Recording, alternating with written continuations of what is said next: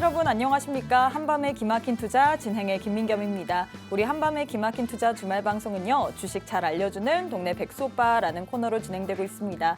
저희 방송 함께 하시면서 얼마 남지 않은 8월 전략도 모두 꼼꼼하게 세우시면 좋을 것 같습니다.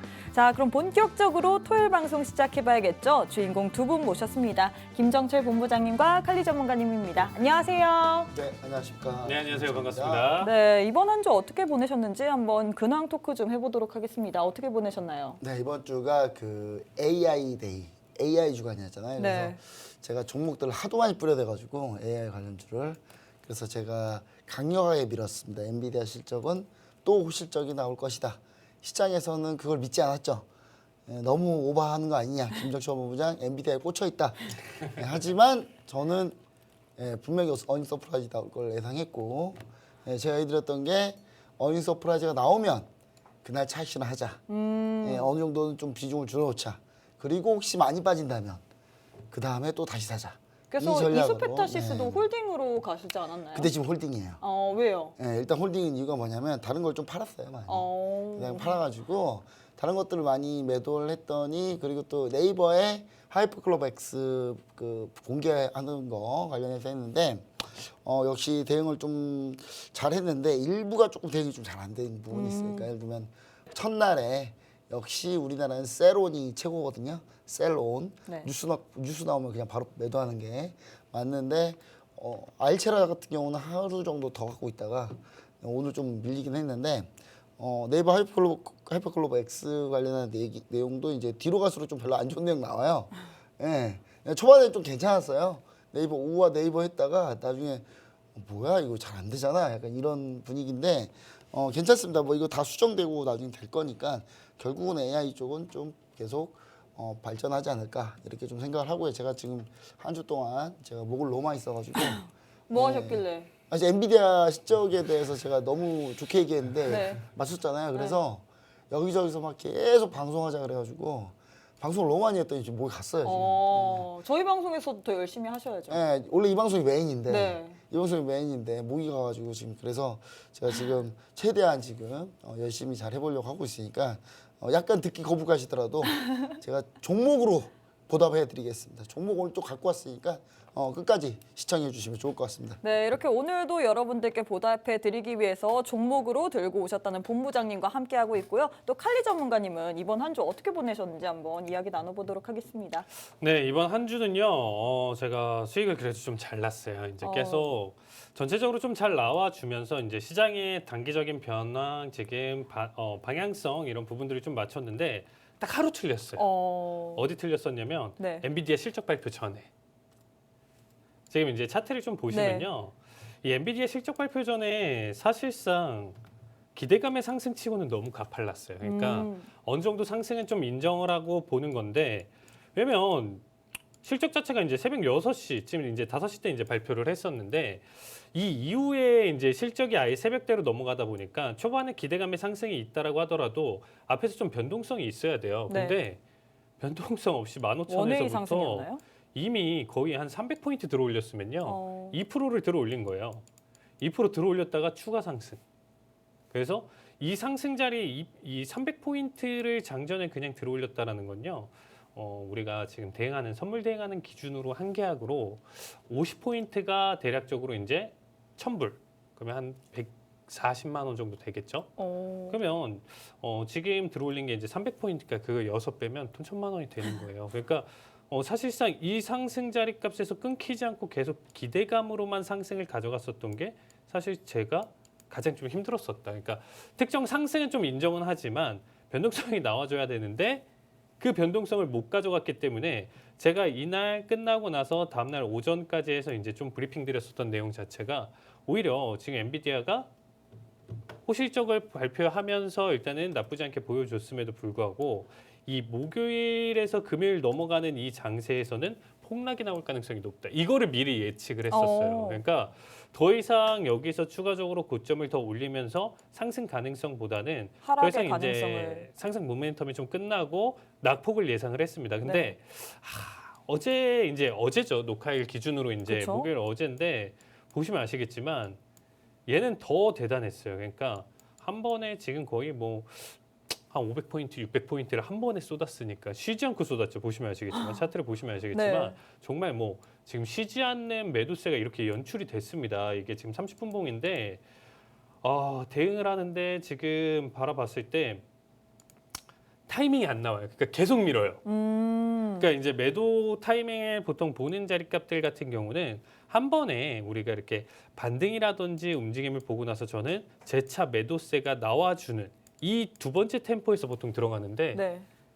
첫 번째 이게- 템포가 계속 안 끊기는 거죠. 그러니까. 들어갈 그래서- 템포를 못 찾으신 거네요. 네, 왜냐면 어쨌든 어느 순간에 단기 변동성은 늘 존재하잖아요. 그러니까 한 번도 안 쉬고 내리는 장세는 무조건 없어요. 그러니까 어쨌든 변동성이 있는데 워낙 손절가를 좀 타이트하게 가져가면서 대응을 하다 보니까 튀어오르는 이 반등이 가장 무서워요.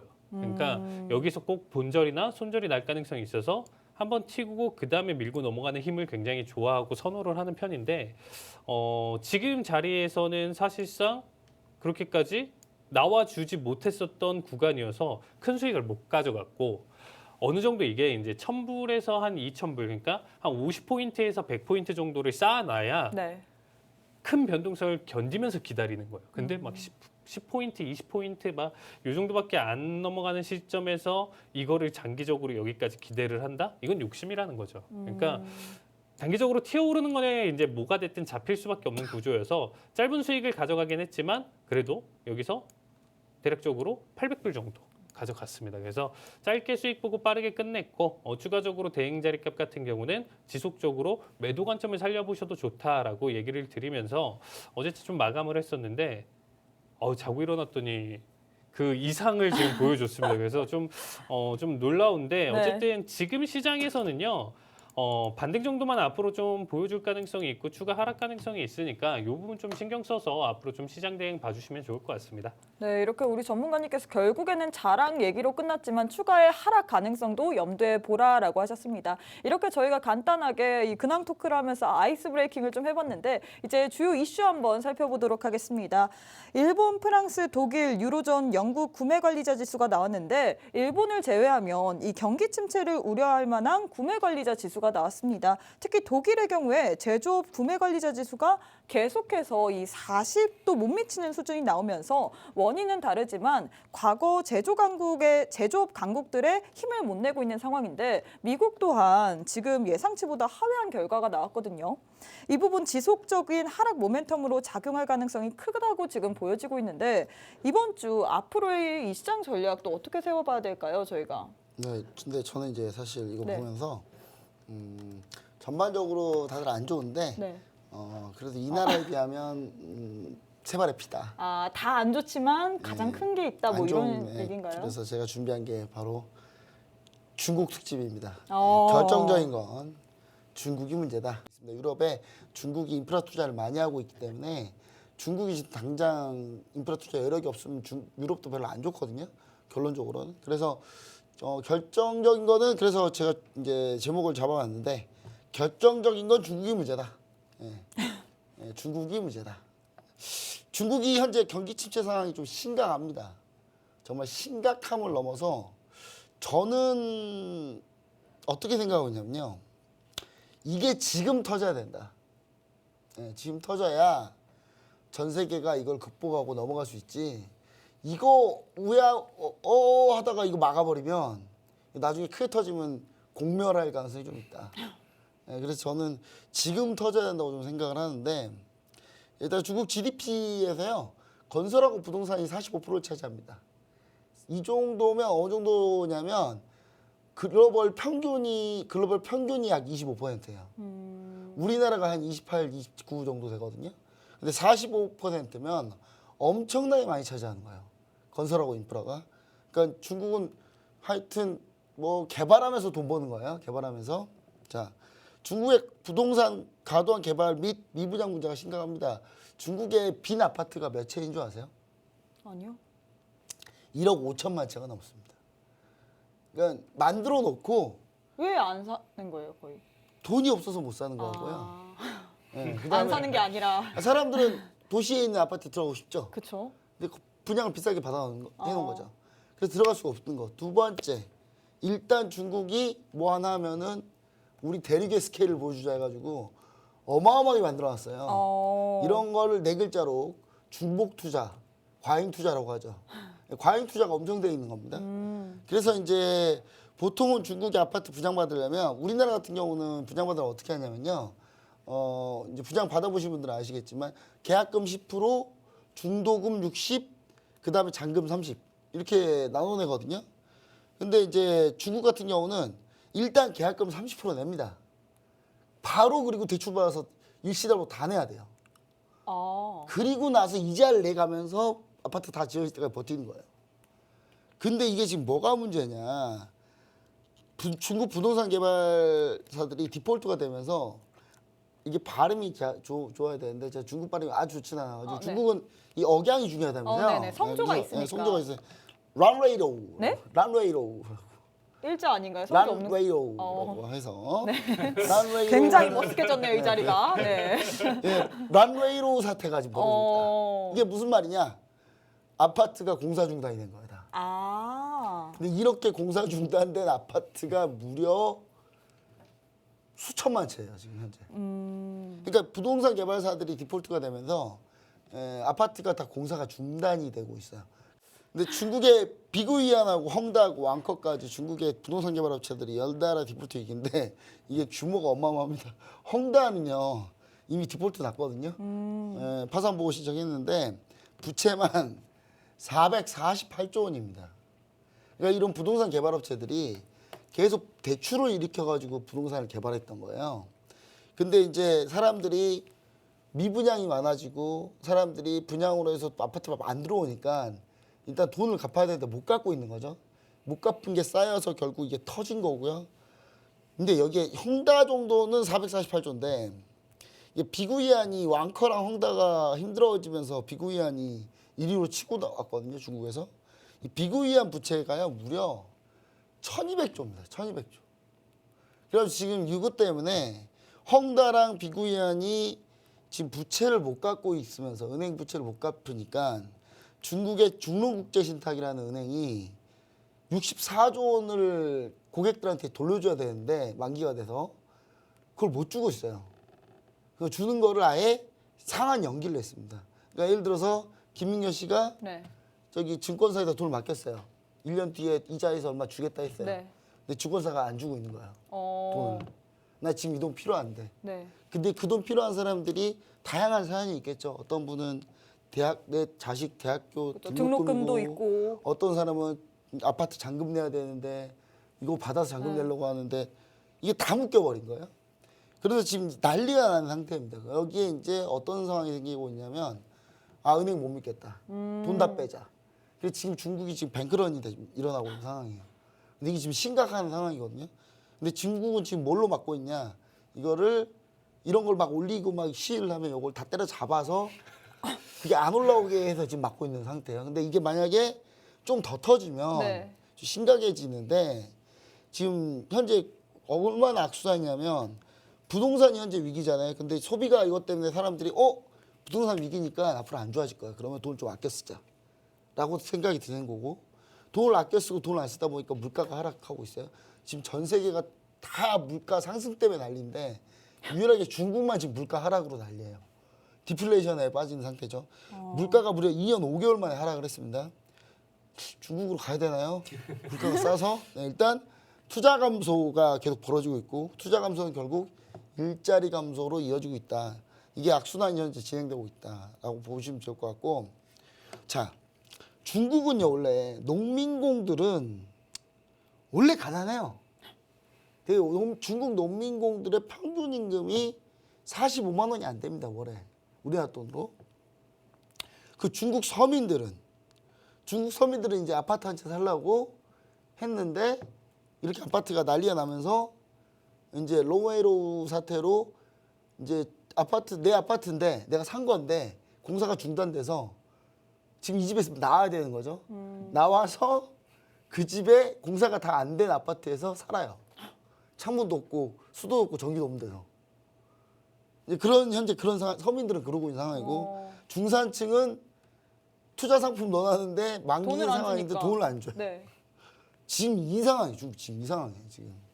근데 이게 이제 중국이 8월부터 청년 실업을 발표 중단했잖아요. 네. 지금 사실상 청년 실업이 이제 중국이 발표한 게 20%인데 이걸 믿습니까, 여러분? 과연 20%밖에 안 될까요? 지금 구직 활동자를 제외하면 사실상 청년 실업은 50% 정도 된다. 그러니까 구직 활동자, 나 구직하려고 지금 알아보고 있는 사람도 실업에서 뺀 거야 일단. 그렇게 통계를 내니까 사실상 청년 실업은 약 50%니까. 지금 중국은요 지금 어떤 상황이냐면 4년제 대학교를 네. 좋은 대학교를 졸업을 하다 중국의 일선 도시들 대학교를 졸업을 해도 맨 첫 직장이 배달 알바입니다. 배달 오토바이 몰고 다녀야 돼요. 지금 그런 상황이에요. 그만큼 일자리가 부족하다 뭐 이런 없죠. 얘기인가요? 그래서 중국이 단체 관광을 푼 이유가 여행, 레저, 숙박 그다음에 이쪽 산업이라도 좀 그걸 키우려고. 풀면 거기에 일자리가 네, 창출되니까 그렇죠. 뭐 이런 이야기 때문에 하는 네, 건가요? 그쪽 때문에 하는 거예요. 왜냐하면 이제 그동안 여행 산업이 너무 축소가 돼 있고 중국의 그 상품 산업 그런 여행 관광 상품 산업도 축소돼 있었기 때문에 네. 이걸 하니까 이제 이쪽에서 고용을 늘려주는 것 때문에 어떻게 보면 또 양질의 일자리일 수도 있고 하기 때문에 그래서 그쪽을 좀 해놓은 건데 중국이 좋아서 한 게 아니라는 거예요. 예, 그리고 중국은 또 내심 기대하는 게 우리가 이렇게 풀었으니까 너네가 이렇게 들어와서 돈을 조금 쓰지 예, 않을까? 뭐 항저우 이런 아시안 게임도 얘기인가요? 하니까 우리가 막아놓으면 항저우 아시안 게임 아무도 안 오거든요. 그러니까 어떻게 와요? 예, 자기들이 막았으니까 그쵸. 오는 것도 가는 것도 쉽지가 않죠. 왜냐하면 네. 한번 비행기 노선이라는 게 가는 사람이 없잖아요. 오는 사람이 아무리 많아도 늘리기가 쉽지가 않아요. 그쵸. 그 항공 운임료도 있고 그래서 갈 때는 빈 비행기로 가야 되니까. 그래서 이제 요게 그래서 취향 노선을 늘려줘야 되니까 중국이 풀어놨는데 그래서 중국이 이제 요것 때문에 풀어놨는데 이래놓고 중국은 시진핑 주석이 이번에 어떤 법을 통과시켰냐면 외국인들도 이상한 사진 찍고 이상한 소리 하면 바로 체포할 수 있는 법을 발행해놨어요. 누가 하겠냐고요. 간 사람 있어요? 그래서 전 저한테 예를 들어서 한 100억 주면 저 중국 갈게요. 오. 저는 앞으로 중국을 단 한 번도 가지 않겠다라고 선언한. 혹시라도 가면 제가 이제 네, 그리고 제가 일본도 제가 후쿠시마 오염수 방류한 뒤로 제가 일본과 중국은 네. 내 생애에 단 한 번도 가지 않겠다. 네, 제가 지켜보겠습니다. 네, 그렇게 제가 지금 선언을 했는데 자 이러면서 이제 중국 각지에서 소요 사태가 발생하고 있습니다. 근데 중국이 이게 저는 이제 보통 내부에서 사람들이 막 시끄러워요, 막 싸워요, 막 그러면 이 내부의 불만을 외부의 적으로 돌릴 가능성이 상당히 높거든요. 그래서 선택하는 게 주로 뭐냐? 전쟁을 선택을 많이 해요. 대만을 침공할 가능성이 아주 높다. 이것 때문에. 저는 사실상 2025년 내로 전쟁이 날 가능성이 아주 높다. 저는 이렇게 보고 있습니다. 그래서 아마 대만이 전쟁이 나면 우리나라는 무조건 휘말립니다. 휘말릴 수밖에 없어요. 그래서 제가 봤을 때는 중국이 대만을 침공할 때 이게 터진다면요. 전쟁은 이게 터져야 돼요. 네. 터져서 중국이 막 난리가 나야 돼요.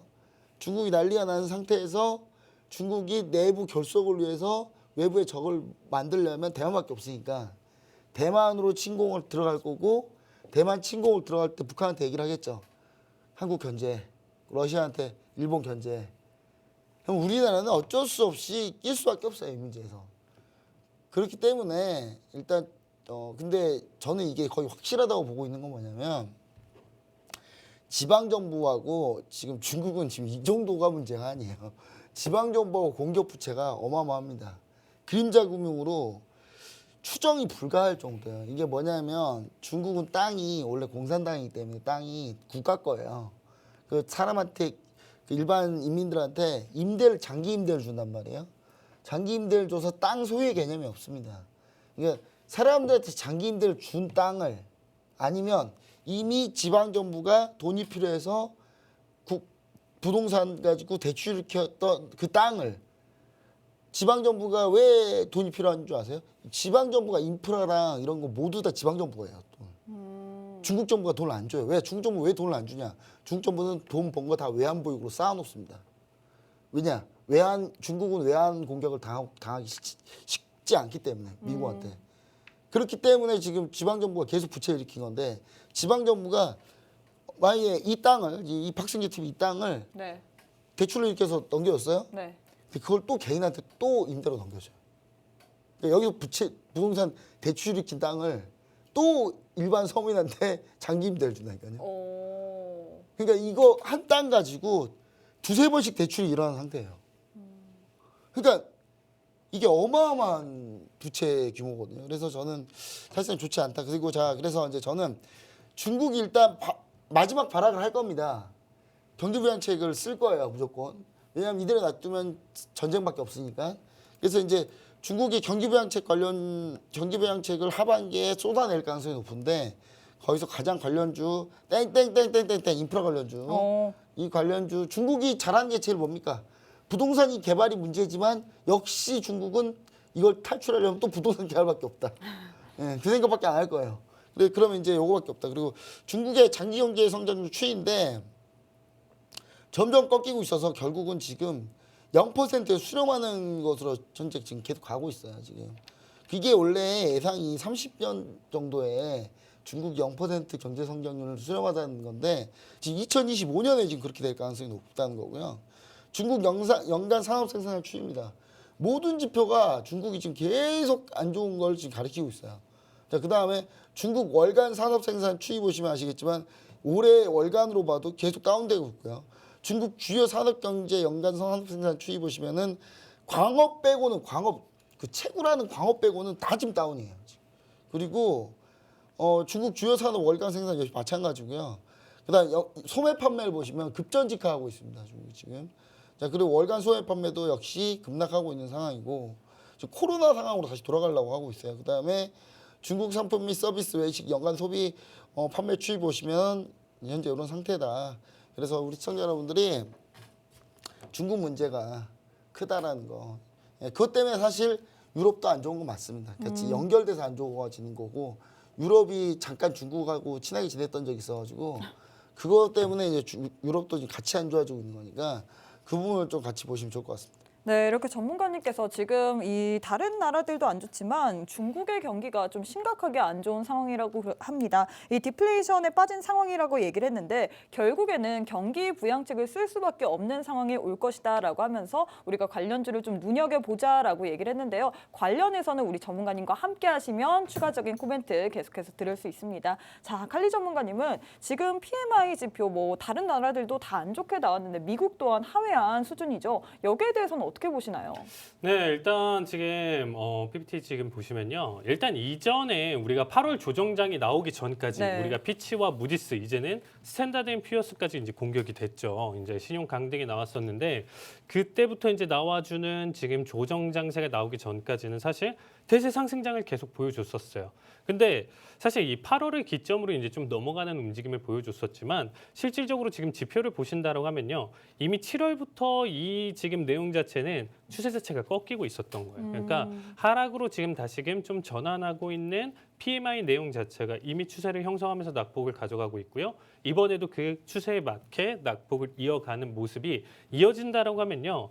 보통은 이런 거예요. 그러니까 한 번 올랐다가 한 번 크게 떨어지고 한 번 올랐다가 한 번 크게 떨어지고 이렇게 보여줄 수는 있는데 어느 순간에 우리는 추세라는 거를 어느 정도 인정을 하고 본다라는 거죠. 그러니까 하락 추세가 나왔다라고 하면요. 여기서 이제 바로 튀어 오를 만한 내용 자체가 아니고 한 번 더 다음에도 꺾일 가능성이 높다라는 거예요. 그러면 일단 PMI가 뭐냐? PMI라고 지금 보시면요.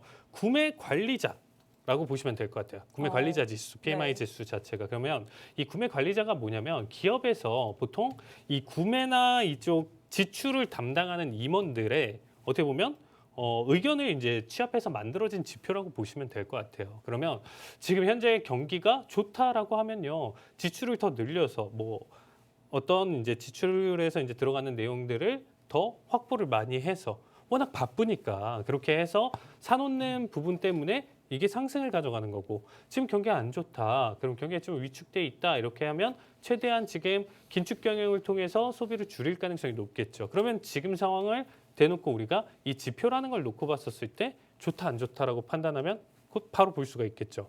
우리가 그 사람들이랑 일일이 뭐 얘기를 하면서 나눌 건 아니잖아요. 근데 결국에는 모아서 데이터를 가져가는 내용 자체가 좋다 안 좋다가 이렇게 객관적으로 바로 볼 수 있다라는 거예요. 그래서 지금 추세상으로는 일단 좀 안 좋은 상황이다라고 보시면 될 것 같아요. 그래서 일단 전체적으로 이번 내용을 좀 보시면요, 미국 기업들 이제 민간 부분 전반에 좀 걸쳐가지고 이제 활동이 이제 좀 정체에 이제 좀 많이 가까워져 있다라고 좀 보시면 될 것 같고요. 어쨌든 8월 생산 증가 속도마저도 지금 계속적으로 좀 둔화되어 있다. 그러니까 우리가 지금 너무 AI와 엔비디아 쪽에서만 이제 좀 포커스가 너무 있다 그쵸. 보니까 계속 너무 괜찮다라고만 생각하시는 거예요. 근데 전반적인 흐름 자체로 좀 본다라고 하면 대장 종목들에 지금 포커스를 맞추는 게 아니고 시장 전반적인 흐름에서는 그렇게 지금 좋은 상황은 아니다라고 보시면 될 것 같아요. 그래서 객관적으로 지금 좀 바라볼 수 있을 때 지표로 지금 놓고 봤을 때 하락 모멘텀이 굉장히 크게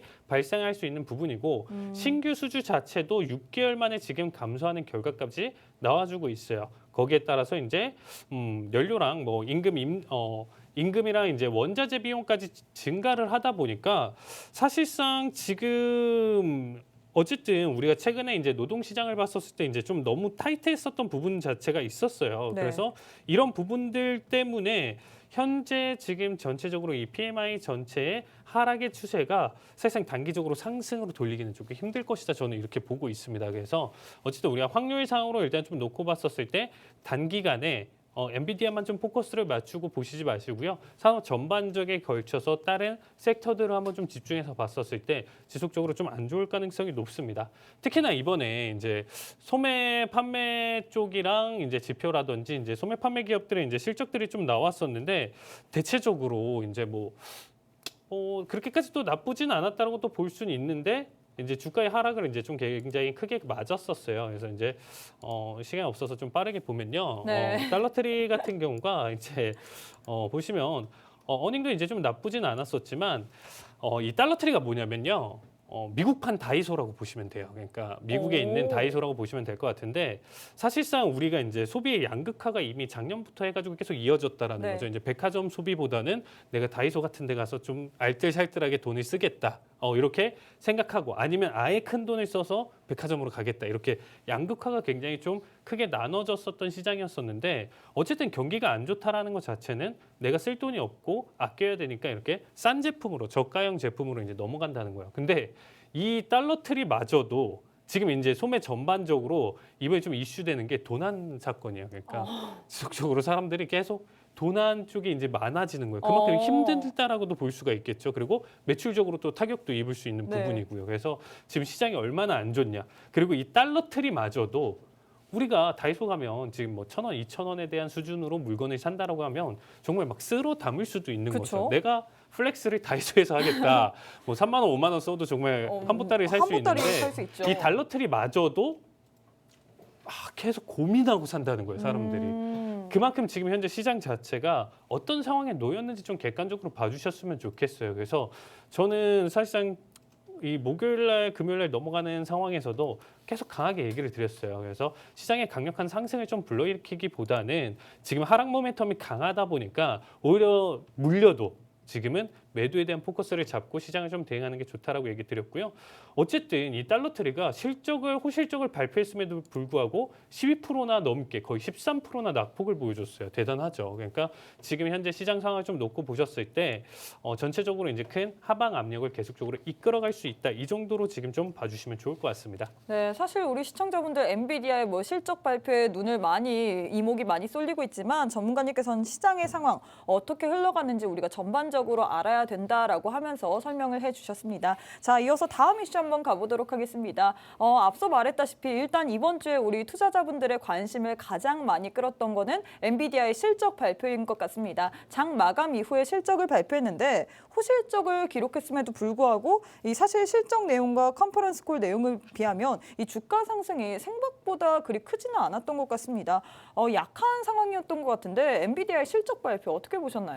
사실상 진짜 엔비디아 실적으로 본다고 하면요. 네. 정말 말이 안 돼요, 사실. 왜냐면 말이 가이던스를 이미 상회하고 그거보다 더 뛰어넘는 실적을 발표했잖아요. 그렇죠. 이전 1분기 때 이미 가이던스를 확실히 높게 보여주면서 시장 친화적으로 일단 발표를 보여줬었는데 네. 그 수치마저도 사람들을 놀라게 할 정도로 50% 이상의 가이던스를 상향을 보여줬는데 네. 이걸 뚫었어요. 그러니까 사실상 엔비디아는 뭐라고 해야지? 진짜 뭐 말이 안 나올 정도로 이 기업은 정말 장기적으로 봤었을 때 답이 이걸로밖에 안 보인다 싶을 그쵸? 정도로 정말 말도 안 되는 지금 매출을 사실 보여줬습니다. 미국 시장에서 제일 주목하는 거는 엔비디아잖아요. 네, 그만큼 실적 자체도 우리 본부장님도 이제 강조를 좀 많이 해주셨었지만 정말 솔직히 말해서 저는 시장 예상치에 부합만 해줘도 정말 잘했다라고 생각했었는데 와, 이번에 매출을 보시면요.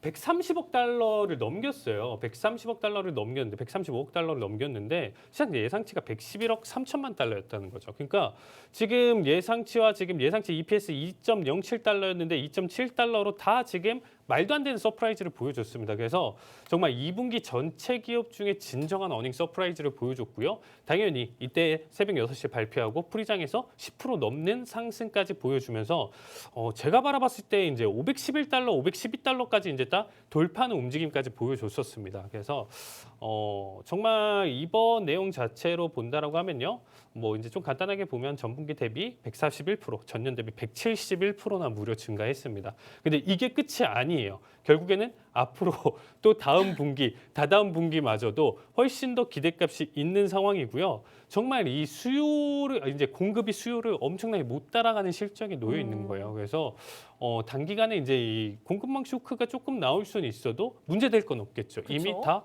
받아 놓은 거기 때문에. 그래서 이 실적으로만 놓고 본다라고 하면 얘는 그냥 한없이 천장을 뚫어야 되고요. 이제 이 정도 수준이면 정말 이제 시총의 대장으로도 등극해도 괜찮지 않을까 애플을 제치고 시장이 좀 대장이 될 가능성도 있다라고 좀 생각하고는 있는데 저는 그래도 부정적으로 봤습니다. 왜요? 뭘 부정적으로 봤냐면 이미 시총이 1,500조가 넘는데 시총이 1,500조가 넘는 상황에서 여기서도 사실 이 480달러에서 500달러를 넘기는 이 4% 구간 움직이는 거 이 금액대 자체도 사실 좀 말이 안 됐어요. 그러니까 무슨 얘기냐면 여기서부터 눌렀다가 지금 이 상승을 보여줬었던 이 자리값 10% 올리는데 사실상 이제 150조가 이제 시총이 단숨에 들어올리는 거예요. 네. 그러면 여기까지 이미 들어올려 놓은 상황이에요. 그 전거래일 미증시까지 올려놨고요. 그럼 여기서 또 추가적으로 이 정도의 상승을 받쳐주면서 증시를 상승 탄력으로 이끌어가는 거.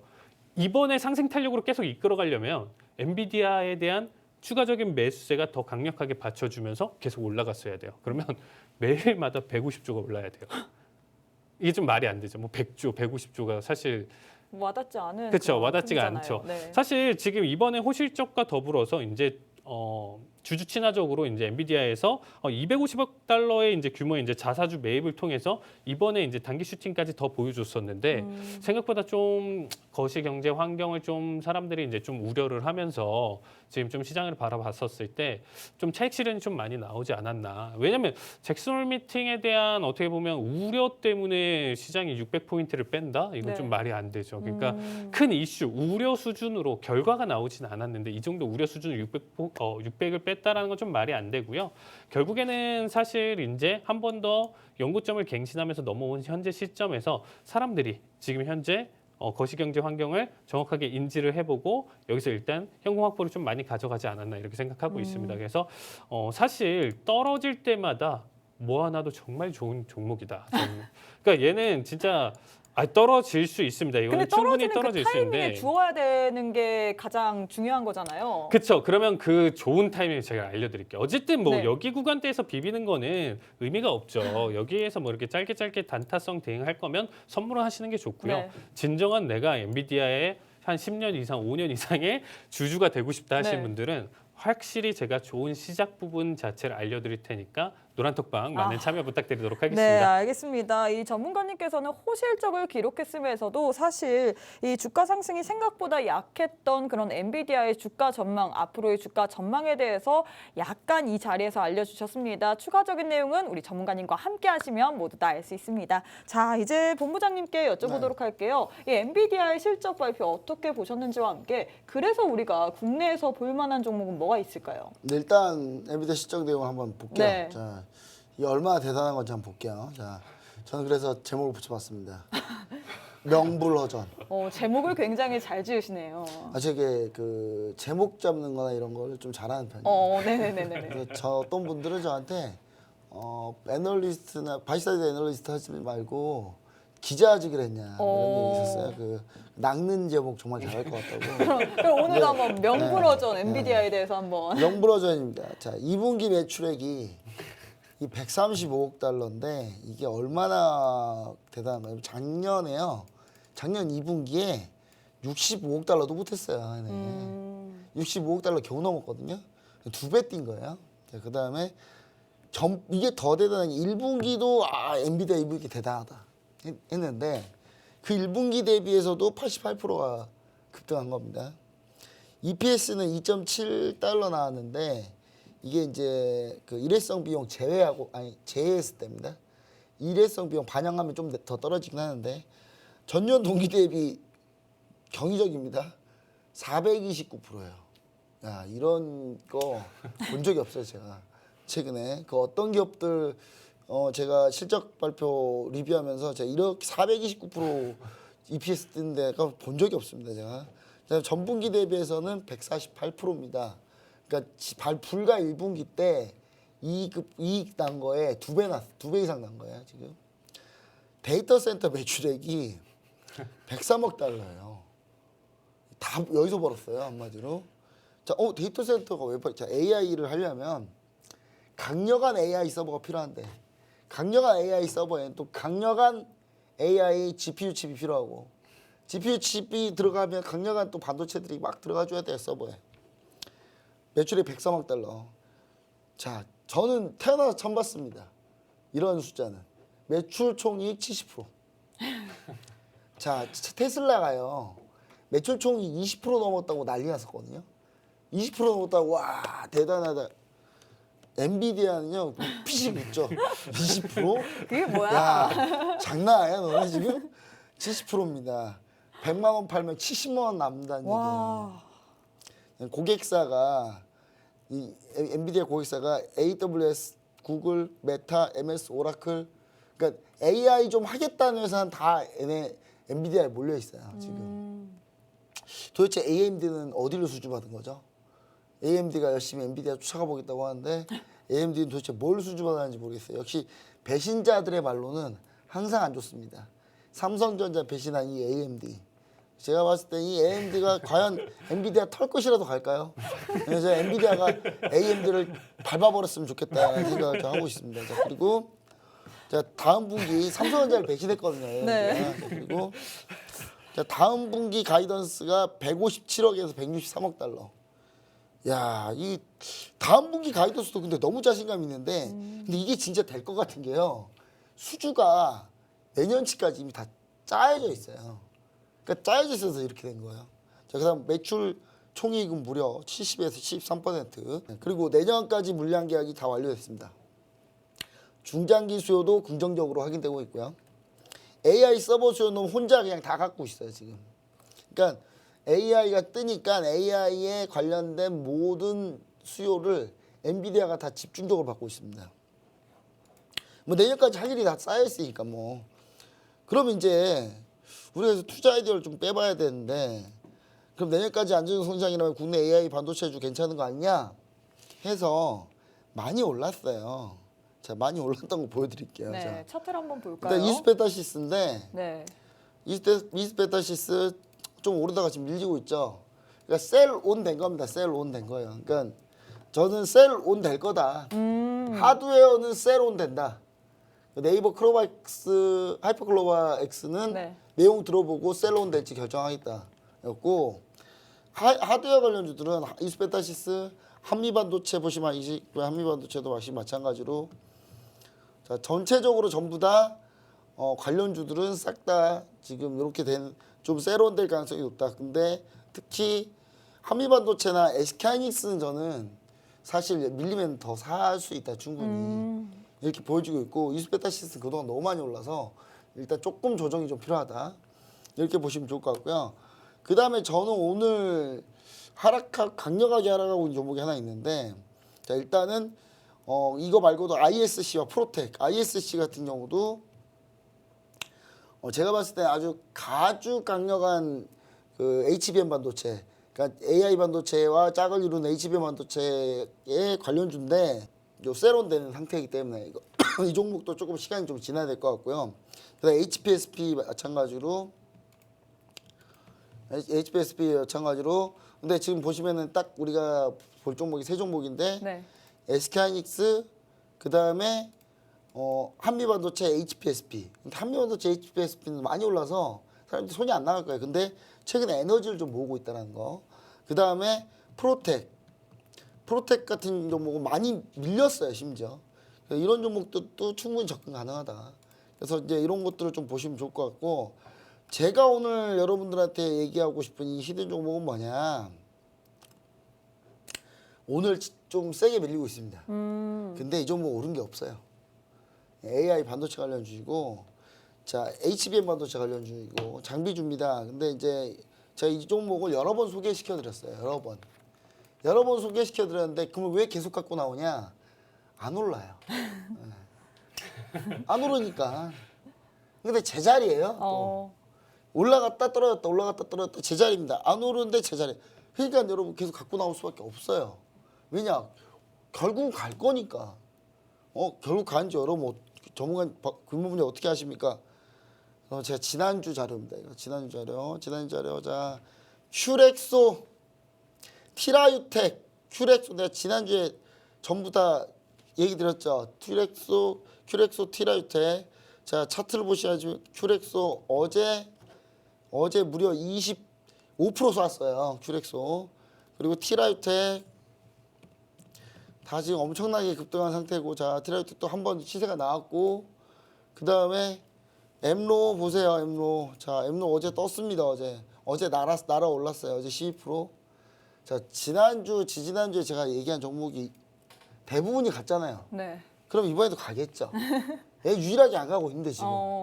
그럼 안 가고 있으면 얘가 그 얘기가 있죠. 우리 산이 높으면 골짜기가 깊다. 골짜기가 깊으면 산이 높다. 골짜기 지금 깊거든요. 네. 그러니까 올라갈 산이 높은 거예요. 그래서 그걸 충분히 여러분들 좀 알고 계시면 좋을 것 같아요. 이 종목은 제가 노란톡 메시지 오픈 채팅방 오른쪽 하단 QR코드가 있습니다. 스마트폰 꺼내서 딱 이렇게 갖다 대기만 하시면 이 종목 진짜 여러 번 얘기 드린 종목인데 너무 안 갔어요. 그래서 이 종목 무조건 갈 수 있다라고 저는 보고는 있는데, 시청자 여러분들이 같이 한번 얘기 한번 들어보시면서 이 종목에 대해서 전략 한번 같이 짜보시면 좋을 것 같습니다. 네, 이렇게 명불허전 엔비디아의 실적 발표에 대해서 이야기를 해주시면서 히든 종목 선물까지 드렸습니다. 나는 히든 종목의 종목명, 매수가, 매도가 알고 싶다 하시는 분들 빠르게 노란 톡방 안에 입장하시면 좋을 것 같은데요. 우측 하단에 지금 네모난 QR코드 하나 보이시죠? 휴대폰 기본 카메라 어플 켜시고 TV 화면에 가깝게 갖다 대시기만 하시면 바로 입장 가능합니다. 여러분들이 칼리 전문가님이 실전 매매 너무 궁금하다고 하셔서 오늘도 하이라이트 영상 준비해봤습니다. 하이라이트 보고 오시죠. 자, 711자리값 굳이 건들면서 체결됐습니다. 자, 711 매수 체결. 49까지 터치 보여줬습니다. 자, 최소 본절 자리값 나와주죠. 자, 본절대. 자, 49강까지는 나와줬고요.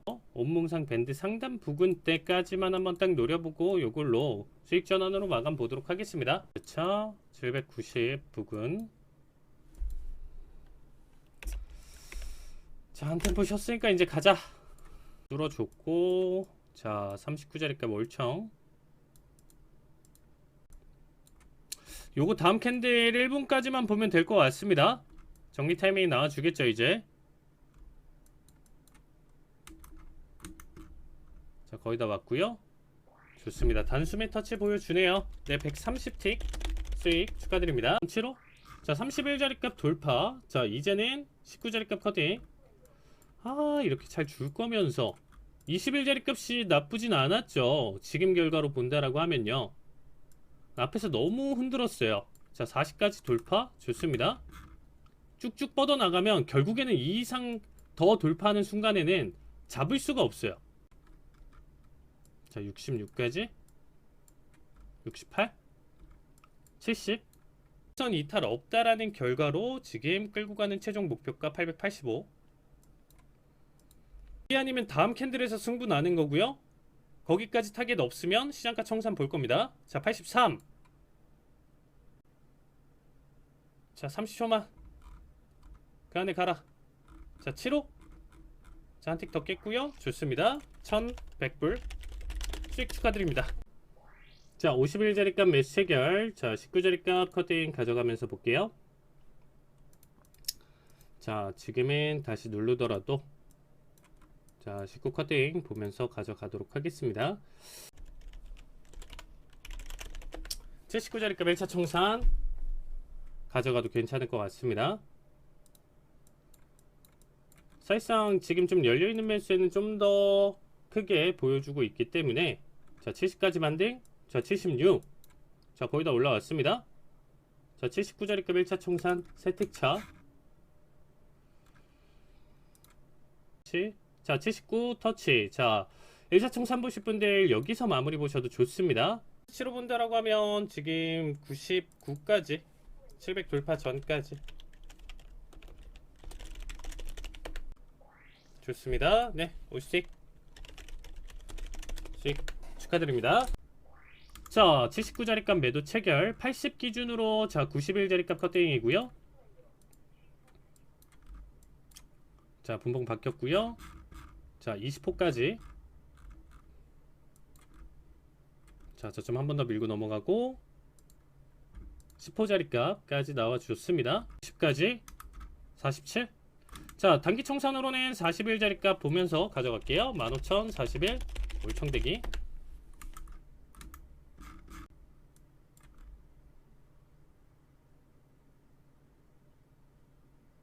자, 41까지 자 800불 수익 축하드립니다.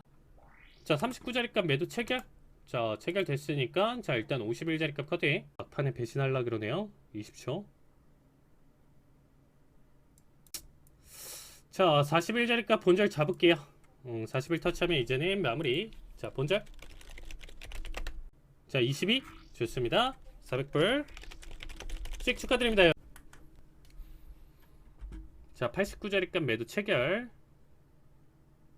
충분히 낙폭 키워가면서 매도세 유지해줘도 괜찮은 자리값입니다. 좋습니다. 30 수익 축하드립니다. 자, 19자리값 매도 체결. 자, 51자리값 커팅. 지금 19자리값 20자리값도 충분히 유효한 자리값으로 봐주시면 좋을 것 같아요. 46 좋습니다. 80틱 수익 축하드립니다. 자, 191 타이밍 어땠나요, 여러분들? 85줬죠? 91 18.25 한틱 좋습니다. 600불 수익 축하드립니다. 자, 179자리값 매도 체결. 11자리값 20호. 자, 지금 청산 보도록 하겠습니다. 자, 20호 수익 축하드립니다.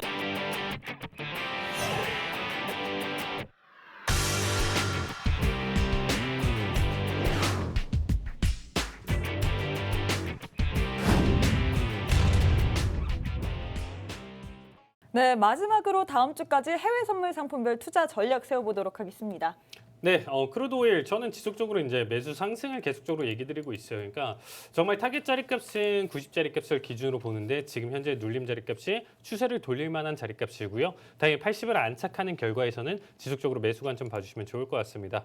자, 골드가 한 번 더 지금 튀어 오르면서 지난주에서도 이제 여기 구간대 이제 바닥 구간 반등 자리값 생각했었는데 조금 더 먼저 타이밍상 지금 올라와 준 모습이에요. 근데 이 자리값은 사실상 조금 더 추세 지속 가능성이 높은 자리값입니다. 그래서 2000 전까지는 사실상 지속적인 매수 자리값 봐주시면 좋을 것 같고요. 자, 나스닥은 제가 계속 매도세를 얘기를 드렸습니다. 충분히 21선 리테스트 지금 겪은 뒤에 이제 다시금 강한 낙폭을 보여줬기 때문에 저점 갱신하고 추가적으로 계속 돌파 매도에 대한 관점 해석으로 시장 봐주시면 좋을 것 같고요. 네, 마지막으로는 이제 구리 같은 경우도 지금 현재 시점까지 반등 나와준 게 이제 최대치지 않을까라는 생각이 들고 있습니다. 지속적으로 지금 현재 중국 경기와 생각해서 보신다라고 하면요, 3.6달러대까지 하락 관점 봐주시면 좋을 것 같습니다. 네, 이렇게 다음 주까지 해외 선물 상품별 투자 전략에 대해서 세워봤습니다. 저희가 준비한 내용은 여기까지고요. 본 방송은 투자 판단에 대한 조언일 뿐 해당 종목의 가치 또는 상승 하락을 보장하진 않습니다. 이 점 꼭 참고해 주시길 바라겠고요.